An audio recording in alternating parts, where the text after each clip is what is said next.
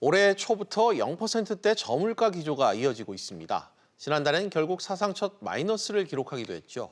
이처럼 물가 하락 압력이 커지면서 자연스럽게 이 디플레이션의 경고등도 켜진 그런 상황입니다. 디플레이션이다, 아니다. 여전히 논란이 큰 논제입니다만 최근 이 물가 흐름에 우려의 시선이 강한 것은 부인할 수 없는 사실일 겁니다. 그래서 오늘 전문가 모시고 명쾌히 진단해 주실 분, 진단해 보는 시간 갖도록 하겠습니다. 조동근 명지대학교 경제학과 명예교수 나오셨습니다. 교수님 어서 오십시오. 안녕하세요. 네. 요즘 이 D의 공포다 이런 말에 상당히 좀 많이 저희 매스컴에서 하고 있지 않습니까? 네. 진단을 좀 해주셨으면 합니다. 지금 우리 경제 디플레를 우려할 만한 상황이라고 좀 교수님 판단하시나요? 뭐 조짐이 보여요. 일단 통계는 객관적이니까 좀 통계를 짚어보는데 예. 8월, 9월 연달아 두 달 소비자 물가 지수가 마이너스예요. 연달아 두 달입니다. 예. 그다음에 그 GDP 디플레이터, 그러니까 GDP에 대한 종합적인 물가로서 GDP 디플레이터는 작년 4, 4분기부터 마이너스예요. 그래서 그런 게 조금 불안해요. 그리고 그 근원 인플레라고 그러죠. 예를 들어서 통제가 불가능한 게 뭡니까? 에너지는 우리가 수입하잖아요. 네. 그렇죠. 농산물, 수산물을 뭐 자연에서 결정되는 어떤 수확이니까 우리가 통제할 수 없죠. 그래서 농수산물, 그다음 에너지 가격을 뺀 나머지를 우리가 이제 근원 인플레이션이라고 그러는데 예. 그게 상당히 좀 안정이 되고 있어요. 그래서 좀 묶으면은 하여튼 중요한 게 하여튼 소비자 물가 지수 CPI라고 하는데 연 두 달, 8월, 9월 마이너스다. 좀 미세하긴 하지만 그래서 그런 걸 보면은 디플레 조짐은 보여요. 조짐. 그래서 우리가 이걸 디플레이션을 이야기하기는 좀 그런데 인플레이션을 부정하는 디스를 붙이면 디스인플레이션이라는 얘기는 정확하게 갖다 붙일 수 있어요. 그러니까 인플레이션이 아닌 디스인플레이션이다. 그러고 만약 이것이 더 지속되고 그 실물까지 영향을 주면은 소위 디플레이션이 되는 거죠. 그래서 우리가 D의 공포 이거는 뭐 인체로 치면은 그 경제 활력이 떨어지면은 저체온증하고 비슷해요. 저체온증. 그다음에 그게 더 지속되면 저혈압이 되는 거거든요. 그러니까 이제 디플레이션이 됐다가 이제 저혈압이 되는 거고 경제 활력 저하는 그거는 좀 저체온증이다. 이렇게 연결되는데 한국 경제가 옛날 활력은 그 어디 갔죠? 활력에. 지금 한국 경제 활력이 없어요. 그게 가장 큰 문제예요. 이래갖고 일본을 쫓아가는 게 아닌가. 구조가 비슷하거든요. 고령화. 그렇죠. 그리고 산업 생산도 옛날같이 못해요. 그리고 많은 사람들이 분배 요구가 지금도 뭐 왕성하죠. 그다음에 성장은 다 실종되죠. 그렇죠. 뭐 이런 걸 종합해 보면은 뭐 전망이 안 좋아요. 그래서 그런 의미에서 뭉뚱그려서 디플레이션 뭔가 좀 수축한다. 인플레이트가 아니요. 그런 이제 공포가 이제 목전이 되거죠. 뭐 우리가 D하면 옛날에 D약점을 겁을 냈는데 그런 D약점이 아니고 디플레이션으로서 D 공포입니다. 알겠습니다. 네네. 경제학자들 네네. 보통 디플레를 경계하는 그런 발언을 많이 합니다. 인플레보다 디플레가 더 무섭다 이런 얘기 많이들 하시는데요. 많이 하는데 이 왜 그런 겁니까? 인플레이션 같은 경우는 약간 좀 뭐 예를 들어 화력이 세면은요 이렇게 물을 좀 분무해 보세요. 그럼 약간 금방 주저앉아요. 그리고 이자율을 좀 올려보세요. 그런데 활력이 저하되면 어떻게 고무하기 참 어려워요. 그러니까 하나는 이제 과열됐을 때는 진정시키기 쉬운데 침체되면은 끌어올리기 어렵죠. 그거하고 비슷한 원리 같아요. 그래서 뭐 그 예전에 우리가 뭐 경기가 화랑일 때 뭐 걱정합니까? 이자율 올리고 뭐 조금 저 까다롭게 규제하고 유동성 뭐 통제하고 그러면 되는데 만약에 경제 활력이 떨어진다고 어떻게 끌어올리죠? 그거는 진짜 불가능해요. 그래서 우리가 디플레이션 조짐, 디플레이션을 더 경계해야 된다 하는 얘기가 나오는 거죠. 알겠습니다. 때마침 KDI도 분석 자료를 오늘 하나 내놨습니다. 역시 디플레이션이라 단정하기 어렵다. 그런 결론을 내놨습니다.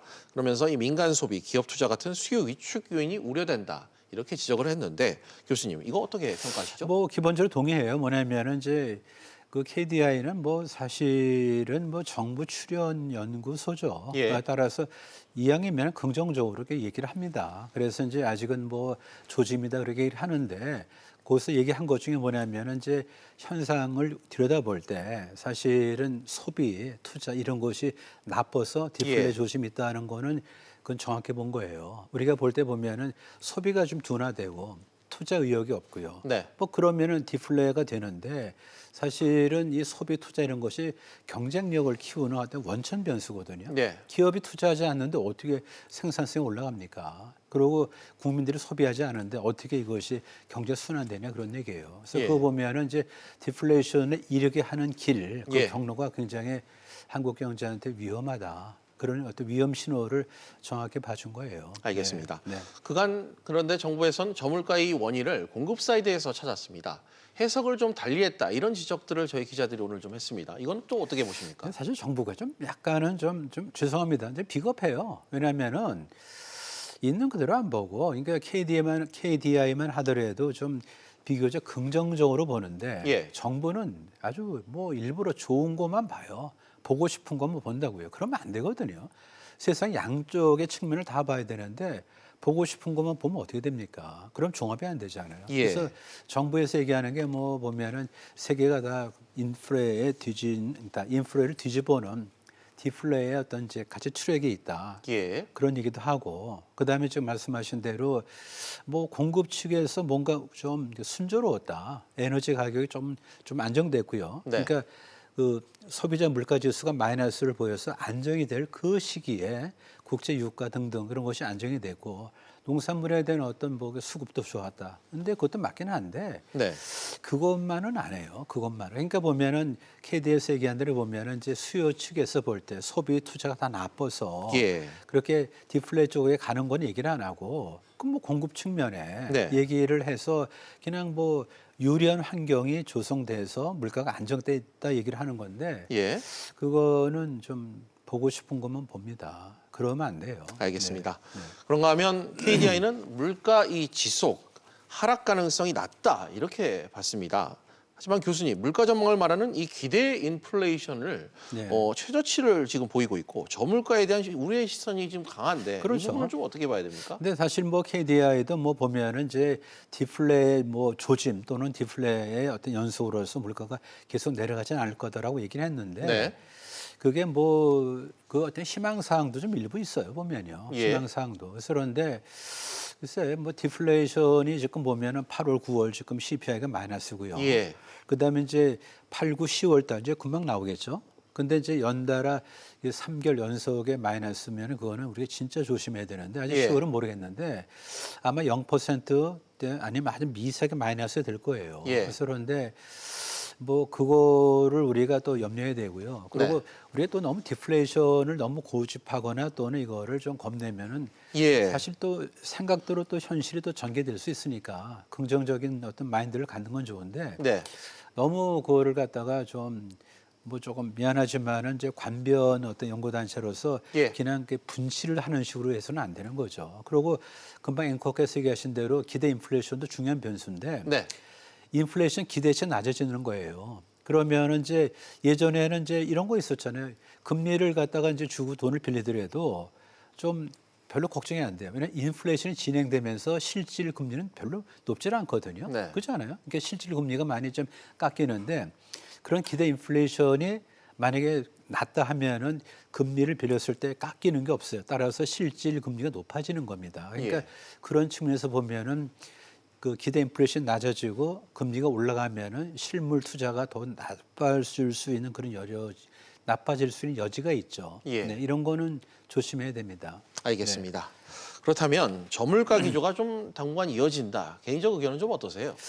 글쎄 뭐 그 저물가 기조라고까지는 조금 좀 자신이 없어요. 또 그러고 그거는 굉장히 위험한 현상이거든요. 네. 저물가가 이제 완전히 기조로서 이렇게 자리 잡으면은 소비를 할 이유가 없죠. 왜냐하면은 좀 더 싸지니까 나중에 소비하는 예. 게 낫고 그러다 보면은 다 지갑을 갖다 닫는다 하면 어떻게 되겠어요. 그러고 지금은 이제 뭐 생활 물가 이런 게 이제 디플레이션 대상이 되는데 예. 일본식으로 만약에 부동산도 길게 보면은 가격이 내려갈 수가 있거든요. 그렇게 되면은 뭐 이거는 걷잡을 수 없는 거죠. 그러면은 누구든지 자산이 다 깎여 내려가니까 예. 소비를 못 하는 거죠. 그럼 소비를 못 하면은 경제 순환 자체가 안 되는 거예요. 그게 바로 이제 일본이 20년의 어떤 이제 그런 세월인데 예. 우리는 거기까지는 아니지만은 만약에 이런 CPI가 계속해서 뭐 3개월째 마이너스가 되고 그다음에 사람들이 지갑을 닫고 기업이 지금 뭐 어떻게 보면 투자를 안 하고 이렇게 해서 만약에 고령화하고 같이 연결되고 그러면은 진짜 부동산 경기도 장담할 수 없는 거죠.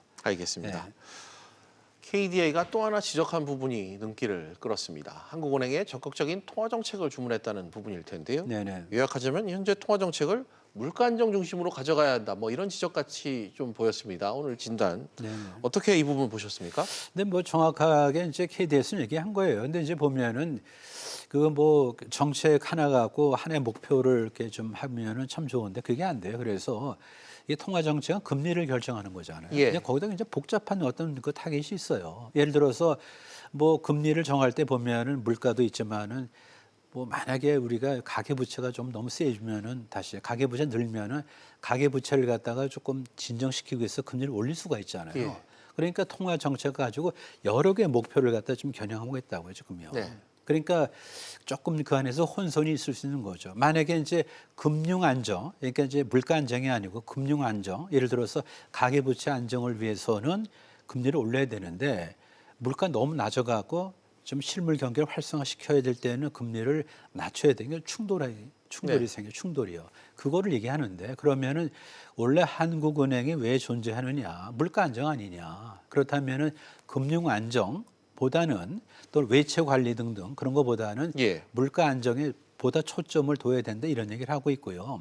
그러고 인플레이션도 어떤 타깃이 있어요. 목표가 있어요. 근데 최근에 보면은 인플레가 한 2%까지는 좋다고 생각하는데 예. 실제는 훨씬 보다 낮아요 보면요. 실제 인플레이션율이 그러면은 목표치보다 낮으니까 경기가 좀 활성화되지 않았으니까 금리를 좀 낮춰야 되거든요. 근데 최근에 금리를 갖다가 최근 낮추기 전에 작년에 금리를 올렸잖아요. 예. 가계부채 때문에. 그러니까 이제 그런 충돌되는 거를 이제 KDA가 보고 좀 한국은행에서는 심플하게 당신은 왜 존재하는가? 그건 뭐 물가 안정 아니냐? 그러면은 물가 안정에 통화 정책을 직접적으로 연결시키는 것이 좋다. 그리고 여기서 같이 디플레이션 우려가 있을 때는 예. 저금리 기조로 가서 그 다음에 뭐 좀 경제를 활성화시키는 쪽으로 해서 가야 된다. 물론 그러면은 이제 가계부채는 늘 수가 있고요. 저금리가 되면은 미국하고 금리 차이가 벌어지니까 자본이 외국으로 떠날 수는 있어요. 예, 예. 근데 그런 거를 다 우리가 염려를 하기는 하니까 이제 그런데 그래도 한국은행에서는 먼저 물가 안정, 예. 거기에 초점을 둬야 된다라고 얘기하는 것이 KDI의 이제 주장입니다. 알겠습니다. 오늘 이 뒤의 공포, 이 저물가 관련한 이 경기와 관련된 얘기를 한번 교수님과 이야기 나눠봤습니다. 오늘 얘기 여기까지 듣도록 하겠습니다. 교수님 나와주셔서 고맙습니다. 네, 감사합니다.